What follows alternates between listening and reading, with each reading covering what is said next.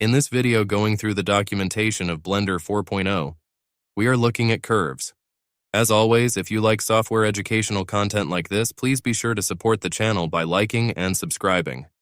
Perhaps you have used vector image software like Inkscape or Adobe Illustrator? If you have likely seen curves like the Bézier curve before. Curves and surfaces are particular types of Blender objects. They are expressed by mathematical functions, interpolation, rather than linear interpolation between a series of points. Blender offers both Bézier and NURBS. Both Bézier curves and NURBS curves and surfaces are defined in terms of a set of control points, or control vertices, which define a control polygon.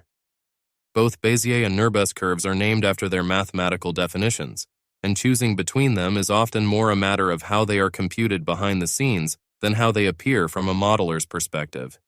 Bézier curves are generally more intuitive because they start and end at the control points that you set, but NURBS curves are more efficient for the computer to calculate when there are many twists and turns in a curve. Choose whichever suits your needs, and the main advantage to using curves instead of polygonal meshes is that curves are defined by less data, and so can produce results using less memory and storage space at modeling time. However, this procedural approach to surfaces can increase demands at render time. Bézier curves are the most commonly used curves for designing letters or logos. In the manual, you can actually see that someone has modeled the entire Blender logo. They are also widely used in animation, both as for objects to move along and as F-curves, which we aren't going to talk about in this video, to change the properties of objects as a function of time. Let's look at the tools for a curve in edit mode briefly. We have seen most of these tools already, but they do sort of different things. We will skip over the selection and cursor tools, but what happens when we use the move, rotate, and scale tools?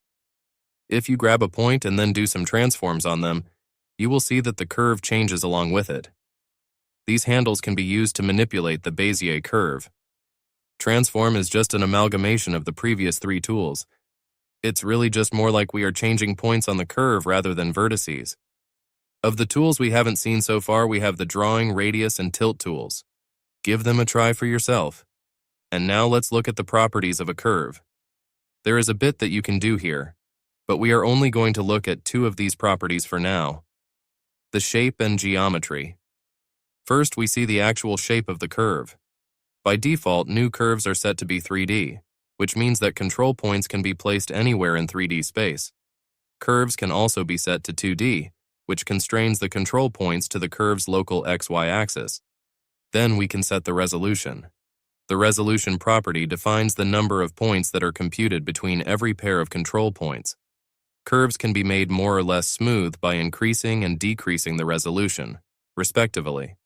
The preview U setting determines the resolution in the 3D viewport, while the render U setting determines the curve's render resolution. If render U is set to 0, then the preview U setting is used for both the 3D viewport and render resolution. Then we have the twist method. This is a 3D curve that has control points that are not located on the curve's local XY plane. This gives the curve a twist which can affect the curve normals. You can alter how the twist of the curve is calculated by choosing from minimum, tangent, and Z-up options from the select menu. Then we have smooth, which interactively removes twists from the curve. This is useful if a curve has noticeable kinks from over-twisting, which can be possible when converting meshes to curves. Then fill mode, which determines the way a curve is displayed when it is beveled. When set to half, the curve is displayed as half a cylinder. Fill deformed fills the curve after applying all modifications that might deform the curve, i.e., shape keys and modifiers. And lastly, for the shape, we see curve deform. There are three options here. Radius, which causes the deformed object to be scaled by the set curve radius, utilized when using a curve as a path or when using the curve modifier. Then stretch. The stretch curve option allows you to let the mesh object stretch, or squeeze, over the entire curve. To get the expected result, use this together with the bounds clamp option, utilized when using the curve modifier, and bounds clamp. When this option is enabled, the object and mesh offset along the deformation axis is ignored. This can be useful with the stretch option or when using a negative axis, utilized when using the curve modifier. And lastly, let's now have a look at the geometry property. First, we see the offset here. This moves the extrusion parallel to the curve normals. Extrude will extrude the curve along both the positive and negative local z-axes. This turns a one-dimensional curve into a two-dimensional curve by giving it height. With a scale is the sum of both directions, perpendicular to the curve's normals. Then taper object. We don't have an object here, but tapering a curve causes it to get thinner towards one end. You can also alter the proportions of the taper throughout the tapered object by moving, scaling, or rotating the control points of the taper object.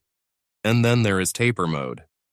For curves using a taper object, this option defines how the effective curve radius is computed from the taper object. For override, the curve radius is ignored and the effective radius is equal to the taper radius. For multiply, the effective radius is computed by multiplying the taper radius with the curve radius. And for add, the effective radius is computed by adding the taper radius to the curve radius. And if we tick map taper for curves using a taper object and with modifications to the start-end bevel factor, the map taper option will apply the taper to the beveled part of the curve, not the whole curve. Next, the bevel options. There are three sub-options that we could select. Starting with round, we have depth, which changes the size of the bevel, then resolution, which alters the smoothness of the bevel, and fill caps, which seals the ends of a beveled curve. Then object. Here you can specify a curve object opened or closed, which will be extruded along the curve. If your object's shape is 3D, it will be projected to its local XY plane before the extrusion. You can check how the projected object looks like by switching its shape to 2D. Make sure the shape you want to extrude is in the object's local XY plane. If it is in the local XZ or YZ plane, it will be reduced to a line when it is projected to the local XY plane. Because of this, the extruded shape will be a flat plane. And lastly, there's profile. This is the custom profile widget. This curve widget allows the creation of a user-defined profile with more complexity than with the single profile parameter. The modal tool allows toggling the custom profile, but the shape of the profile is only editable in the options panel, after the operation is confirmed. The profile starts at the bottom right of the widget and ends at the top left, as if it were between two edges intersecting at a right angle. Control points are created in the widget, and then the path is sampled with the number of segments from the bevel modifier. And the last thing we are going to cover in the geometry is start and end mapping. In here we have factor start and end. These options determine where to start or end the geometry of the curve.